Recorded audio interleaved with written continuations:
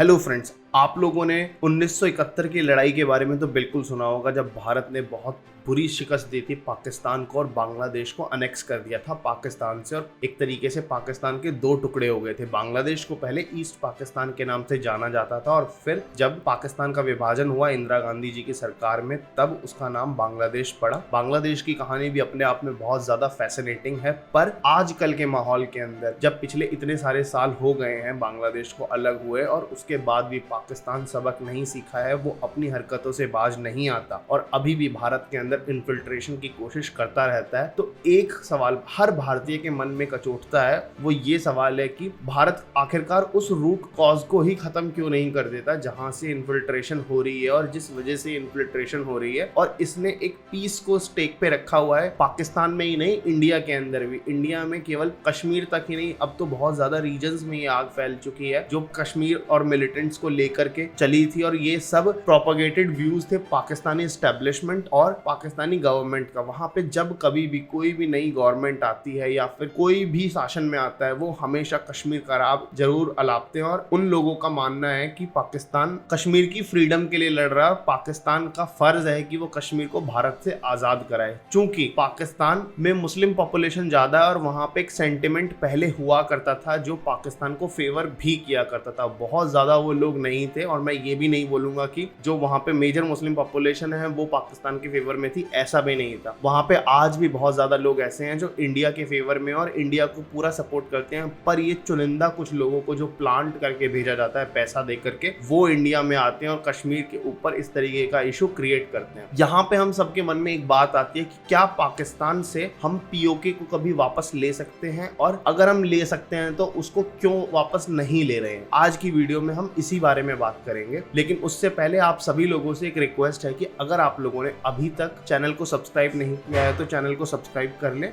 Bell icon दबा दें ताकि सारी वीडियोस की अपडेट आपको टाइमली मिलती रहे। दोस्तों, सेंटर में मोदी गवर्नमेंट को आए हुए लगभग 8 साल हो गए हैं और अब इन 8 सालों में अगर मोदी गवर्नमेंट का रिपोर्ट कार्ड देखें तो इंटरनली तो हम उस पर प्रतिक्रिया कुछ भी नहीं देंगे, लेकिन अगर एक्सटर्नली देखें तो इंडिया का एक रुतबा बना है डेफिनेटली। आप लोग बीजेपी के सपोर्टर हों या विरोधी हों, उससे हमें फर्क नहीं पड़ता, पर अगर हम इंडिया की बात करें तो इंडिया के नाम के साथ अब बहुत ज्यादा इज्जत जुड़ गई है। ये बात हमें माननी पड़ेगी और इस चीज को हमें अप्रिशिएट करना पड़ेगा। पर क्या हम उस लेवल पे पहुंच गए हैं? क्योंकि हमने पिछले कुछ समय में बहुत ज्यादा हथियार भी खरीदे हैं और बहुत ज्यादा फॉरेन टाइज भी करे हैं कि अब इंडिया को इंटरनेशनल लेवल पे सुना जाता है। पर यहाँ पे सवाल ये उठता है कि क्या अब हम उस लेवल पे पहुंच चुके हैं जहां पे पहुंच के हम पाकिस्तान से पीओके को अलग कर सकते हैं और भारत में उसका विलय कर सकते हैं? और कर सकते हैं तो ये कैसे होगा? तो दोस्तों, यहाँ पे मैं शुरुआत करना चाहूंगा एक इस पॉइंट से कि भारत को पहले ये समझना होगा कि पीओके को उसे भारत में क्यों मिलाना है। केवल इसलिए कि वो भारत का एक अभिन्न अंग है और हम उसे पाकिस्तान को नहीं दे सकते और पाकिस्तान को नीचा दिखाने के लिए हमें उसे भारत में मिलाना होगा। और अगर हम उसे मिला लेते हैं तो उसके क्या कॉन्सिक्वेंसेज होंगे और क्या उसके बेनिफिट्स होंगे इंडिया के लिए, हम इस चीज पे भी डिस्कस करने वाले हैं। तो एक एक करके हर चीज को एलैबोरेट किया जाएगा, तो वीडियो को बिल्कुल आखिर तक देखिएगा। तो दोस्तों, अभी तक मोदी गवर्नमेंट ने इस चीज के ऊपर कोई बड़ा ठोस कदम नहीं उठाया, लेकिन मोदी गवर्नमेंट ने सर्जिकल स्ट्राइक करी है और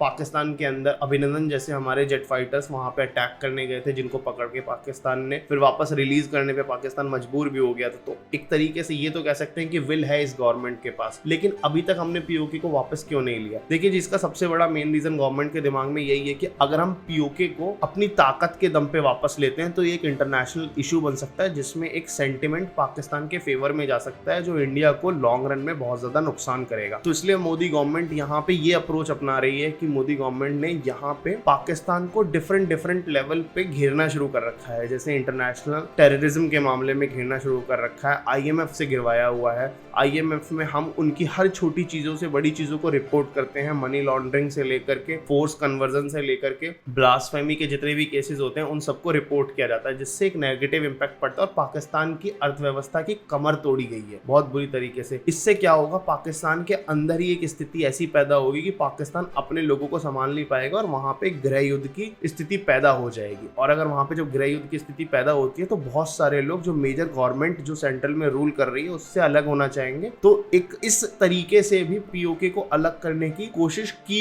जा सकती है भारतीय सरकार द्वारा, पर यहाँ पे हमें प्रॉपर पुश करे रखना होगा इंटरनेशनल लेवल पे, उसकी गर्दन पकड़ के रखनी होगी ताकि उसे इंटरनेशनल लेवल पे कोई भी मदद ना मिल पाए। हम एक भारतीय और हम एक शांति प्रिय कौम है, तो हम किसी भी तरीके के वायलेंस को सपोर्ट नहीं करते। इसलिए भारत ने कभी भी बलूचिस्तान लिबरेशन आर्मी या फिर पीओजेके के जितने भी लिबरेशन आर्मी वाले फ्रंट है उन सबको कभी सपोर्ट नहीं किया, क्योंकि हम वायलेंस के फेवर में कभी नहीं रहते। और यहीं पे एक चीज और भी सामने आती है जो चैलेंज है बहुत बड़ा, कि अगर हम पाकिस्तान से पीओके को ले लेते हैं तो क्या वहां पे रहने वाले लोग वो हमारे सगे होंगे, या फिर उन पे हम ट्रस्ट कर सकते हैं कि वो इंडिया में मिलिटेंसी नहीं करेंगे या फिर और ज्यादा डिस्टेबलाइजेशन नहीं होगा इंडिया के अंदर। ये चीज हमें समझनी बहुत ज्यादा इंपॉर्टेंट हो जाती है। यहाँ पे पाकिस्तान के लोग जितने भी हैं उन सबके अंदर एक सेंटिमेंट है कि उन्हें इस्लाम को प्रोपेगेट करना है, और वही चीज कश्मीर तक भी फैली हुई है। अब पीओके को अगर हम मिला लेते हैं तो क्या वो चीज हमारी सॉवरेनिटी और हमारी सिक्योरिटी को अफेक्ट करेगा नहीं करेगा? यहाँ पे गवर्नमेंट पक्का ये चीज सोच रही होगी और इस वजह से ही उन्होंने अब तक इसको नहीं लिया। और अगर भारत लेना चाहे तो भारत इतना सक्षम है कि भारत केवल एक हफ्ते की लड़ाई करके पीओके को पूरी तरीके से अपने अंदर मिला सकता है, लेकिन उसे मिलाते ही हम लोगों के ऊपर उन लोगों का बर्डन आएगा और फिर ऊपर से चाइना भी एक फ्रंट खोल सकता है, क्योंकि चाइना वहां से एक कॉरिडोर निकाल रहा है जिसे वफान कॉरिडोर के नाम से भी जाना जाता है। वो सीधा नीचे ग्वादर तक जाता है, और यहाँ पे ये ज्यादा सिचुएशन इसलिए ज्यादा एस्केलेट ना हो, इंडियन गवर्नमेंट इसे लेट गो के फेज में लेकर के चल रही है और सोच रही है कि पाकिस्तान की इकोनॉमी की कमर तोड़ के वहां पे एस्टैब्लिशमेंट और गवर्नमेंट को डिस्टेबलाइज किया जाए, ताकि लोगों के अंदर एक सेंटिमेंट आए कि हमें पाकिस्तान से अलग होना है। ये थोड़ा लेंथी प्रोसेस है, पर ये प्रोसेस बहुत ज्यादा कारगर है। इतिहास इस बात का गवाह है। इस तरीके की प्रोसेस से बहुत सारे देश टूटे हैं। यूएसएसआर अपने आप में एक बहुत बड़ा एग्जाम्पल है इस चीज का। यहाँ पे दोस्तों हमें एक बात ये भी समझनी होगी, क्या पीओके के लोग इंडिया में आना चाहते हैं? और एक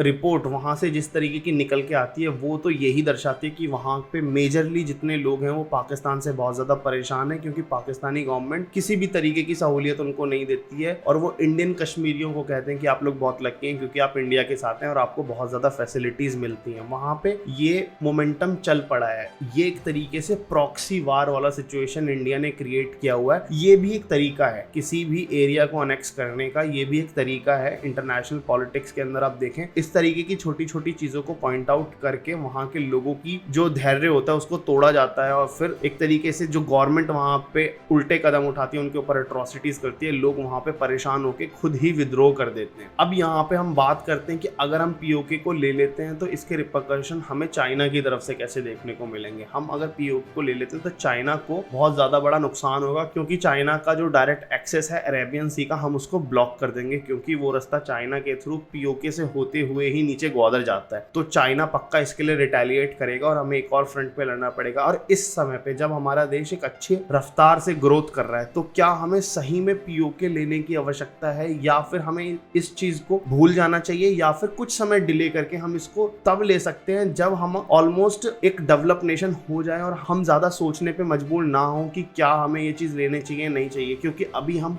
बहुत हद तक काफी लोगों पे और काफी देशों पे डिपेंडेंट हैं उनके रिसोर्सेज के लिए, और हम नहीं चाहते ऐसे टाइम पे किसी भी रीजन की वजह से हमारी ग्रोथ में कोई भी कमी आए। तो मेरा मानना तो यही होगा कि अगर हम इसको बिना किसी इशू के और बिना कहीं पे ट्रेड डिस्टरप्ट करे ले सकते हैं तो गवर्नमेंट को ले लेना चाहिए। लेकिन अगर इससे किसी भी तरीके से कोई भी शांति भंग होती है इंटरनेशनल लेवल पे या नेशनल लेवल पे, तो गवर्नमेंट को थोड़ा वेट करना चाहिए ताकि इसको उस समय पे लिया जा सके जब हमारे देश के ऊपर ज्यादा प्रेशर ना पड़े। और अगर गवर्नमेंट ऐसे ही एक पैसिव वॉर पाकिस्तान के ऊपर चालू रखती है जिससे उनकी अर्थव्यवस्था के बाद वहां पे डिस्टेबलाइजेशन किया जाए, तो हमें शायद हो सकता है बिना एक गोली फायर करे ही पाकिस्तान हमारी झोली में आ जाएगा। और केवल पाकिस्तान ही नहीं, बलूचिस्तान के लोग भी भारत के साथ आना चाहते हैं, क्योंकि वहां के जो कुछ लिबरेशन फ्रंट के लीडर्स हैं उन लोगों के बयान इंटरनेशनल मीडिया पे काफी वायरल हुए हैं, खासकर सोशल मीडिया के ऊपर उनके बयान तो अभी भी आपको इजीली देखने को मिल जाएंगे। वो खुद कहते हैं कि हम भारत से मदद चाहते हैं और हम भारत का हिस्सा बनना चाहते हैं। तो ये अपने आप में बहुत बड़ी बात है। अब तक मोदी गवर्नमेंट ने एक तरीके से जिस तरीके से भारत की पॉलिसीज को मोल्ड किया है और भारत की पॉलिसीज के अंदर